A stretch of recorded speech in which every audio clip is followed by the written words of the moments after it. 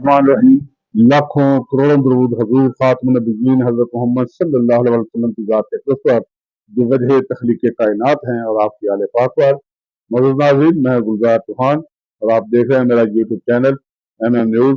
आज इस वक्त मेरे साथ मौजूद हैं मुल्क पाकिस्तान की मारूफ कानूनी शख्सियत, साबिक़ सदर हैं डिस्ट्रिक्ट बार हाफिजाबाद के, इंतहाई सीनियर वकील हैं मोहतरम PM सफदर एडवोकेट साहब।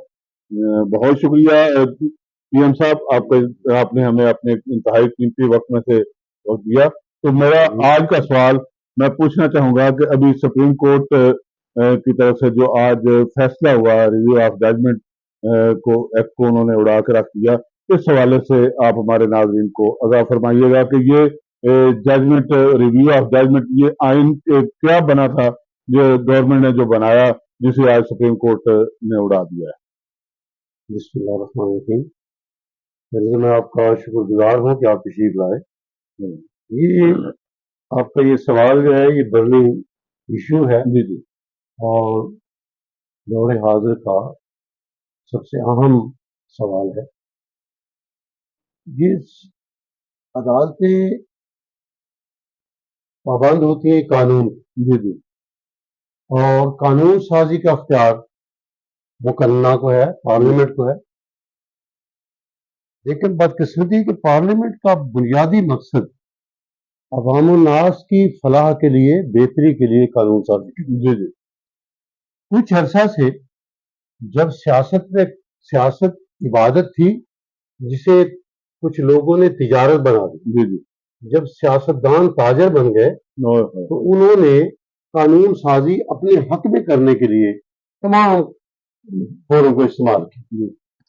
तो ये मौजूदा हुकूमत जो अभी अभी रुखसत हुई है, जी जी इसकी तश्कील के वक्त हमें ये उम्मीद थी कि ये और कुछ करे ना करे, ये करेंगे कि हमने जो करप्शन की है जी या नहीं की, हम पिछली बातों पे गायब होते हैं जी जी और आइंदा कुछ भी हो मुल्क के खजाने को लूटेंगे नहीं।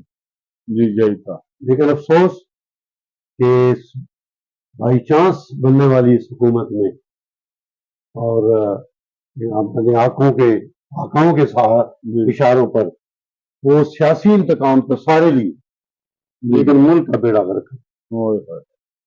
उसी सिलसिले की एक कड़ी ये कानून साजी भी थी। जी जी जब कानून साजी किसी आदमी को के मफाद या उसकी मुखालफत में बनाई जाती है, की जाती है, तो इससे बड़ा मुल्क के साथ जुल्म को नहीं था। ये 22 करोड़ अवाम का मुल्क, जी जी ये 22 खानदानों का नहीं। बिल्कुल।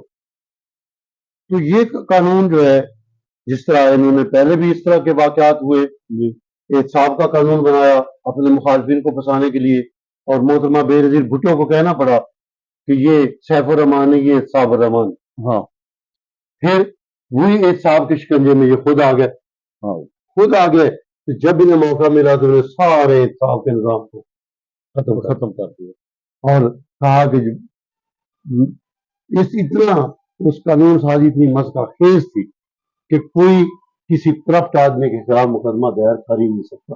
जी जी ऐसी तरामीम उसमें ऐसी तरामीम कर दी। और अब ये जो आखिरी उन्होंने वार किया, जी जी वो जिन लोगों को पाकिस्तान की अदालतों ने मुजरम डिक्लेयर किया था, सजाएं दी थी, वो इनकी जलाओं में आके वो बाद मफरूर थे, आते मिनिस्टर बन गए, आते हुकूमतें संभाल ली, तमाम जुर्म खत्म हो गए। तो अब इन्होंने एक और आखिरी बात, वो ये तरमीम थी जिसे इन्होंने रिव्यू ऑफ जजमेंट का नाम बिल्कुल।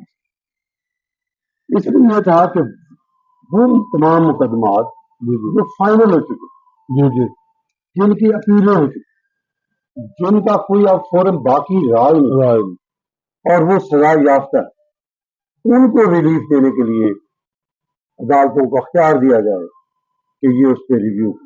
ठीक है। और कानून ऐसे अहले जौहर ने ऐसे बना दिए, लर्जा अदालतों के तराजू हैं आजकल। तो जब ये कानून साजी इस तरह करेंगे तो इन्होंने अदालतों को बेबस करने की جی ہاں اس میں جی جی ٹھیک ہے، آپ جاری رکھیں اپنی. تو اس میں تمام سزا یافتہ، تمام مجرم جن کا اب کوئی قانونی راستہ نہیں بچا تھا، ان کو ان کی داد رسی کے لیے یہ، اور اس کو کچھ مطلب مجرموں کو تحفظ دینے کے لیے ان کو پاک کرنے کے لیے، کرنے کے ان کو کلین چٹ دینے کے لیے لانڈری بنائی گئی کلیئر کرنے کے لیے. تو اس میں جن لوگوں کو فائدہ پہنچنا تھا یہ بڑے انہوں نے شادیانے بجائے. جی جی تو پھر پاکستان کے کچھ محب وطن شہری، کچھ سیاسی جماعتیں، انہوں نے سپریم کورٹ سے رجوع کیا کہ یہ آئین کی بنیادی روح کے خلاف.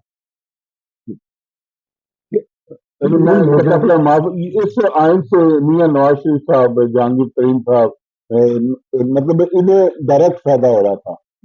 دہشت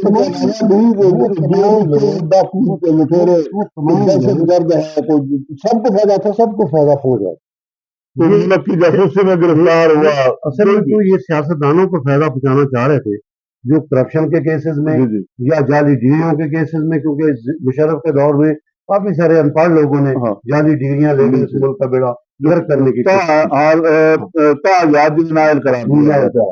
جس میں حافظ آباد کے اللہ کے فضل و کرم سے کافی ان پڑھ لوگ گریجویٹ بنے تھے، تو وہ سارے لوگ فیض یاب ہو سکتے تھے. تو کچھ لوگ چلے گئے سپریم کورٹ میں کہ یہ آئین کی بنیادی روح کے خلاف ہے. تو سپریم کورٹ نے ایٹ لینتھ فریقین کو سننے کے بعد، اتفاق کی بات ہے کہ 9 کو انہوں نے اسمبلی ڈیزالو کی. جب یہ کہہ رہے تھے کہ پہلے نہیں ڈیزالو ہونی چاہیے تھی، انہوں نے پہلے کر دی. تو اگر وہ کوئی اور کرے تو مجرم ہے، یہ کرے تو یہ منصف ہے. تو پھر آج 10 تاریخ کو اس کا 11 کو آج تک تو اسمبلی چلنی تھی، اصول قانونی طور پہ 11 کو یہ ڈیزالو ہونی تھی نا. تو انہوں نے ڈیزالو کر دیا. صرف الیکشن میں وہ 1 مہینے کی بڑھانے کا بڑا تھا جو مجھے لگا 11 کو یہ فیصلہ آ گیا. دوسرے دن فیصلہ آ گیا کہ یہ آئین کے مصادم ہے، لہٰذا اسے منسوخ کیا. یہ بڑی خوشائن بات ہے. اس میں اب کو اپیل وغیرہ ہو سکتی ہے؟ یہ فائنل کہیں پہ کوئی اپیل نہیں. کوئی اپیل اور کوئی نیا چیف جسٹس آ جائے تو وہ اس میں کچھ چیف جسٹس تو کر ہی نہیں سکتے، عدالتیں تو پابند ہوتی ہے قانون. اچھا ترمیم تو اسمبلی نے کرنی. جی جی لیکن عدالت ہماری عدالت عظمیٰ ہے، جی جی اسے یہ اختیار ہے، آئین نے دیا کہ جو قانون سازی پارلیمنٹ کرے آئین سے متصادم تو وہ اس کو قلم قرار دے سکتے. جہاں ضرورت تشریح کی ضرورت ہے وہ تشریح کر سکتی ہے.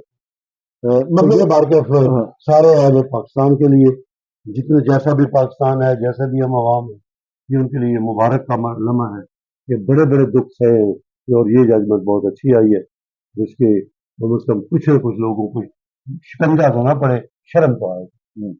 ناظرین، آپ نے پی ایم صفدر صاحب کی گفتگو سنی.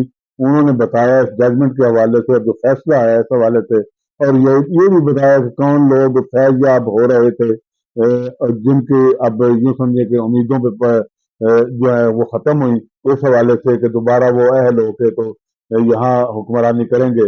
بہرحال ایک اچھا فیصلہ آیا. پی ایم صاحب نے جس طرح کہا کہ یہ پاکستان کے لیے اور پاکستانی عوام کے لیے ایک اچھا فیصلہ ہے، اور ایک آج کا دن یہ سمجھے کہ خوشی کا دن ہے. تو بہت شکریہ سر، آپ نے اپنے ٹائم میں سے ہمیں ٹائم دیا اور ہمارے ناظرین کو اس کرنٹ ایشو پہ جو آج فیصلہ ہوا، میں سمجھتا ہوں کہ یہ بہت اہم فیصلہ ہے پاکستان کی تاریخ کا، ایک اہم فیصلہ ہے. اس حوالے سے ہمارے ناظرین کو آگاہ کیا. بہت شکریہ ناظرین. انہی الفاظ کے ساتھ گلزار چوہان کو اجازت دیجیے. اللہ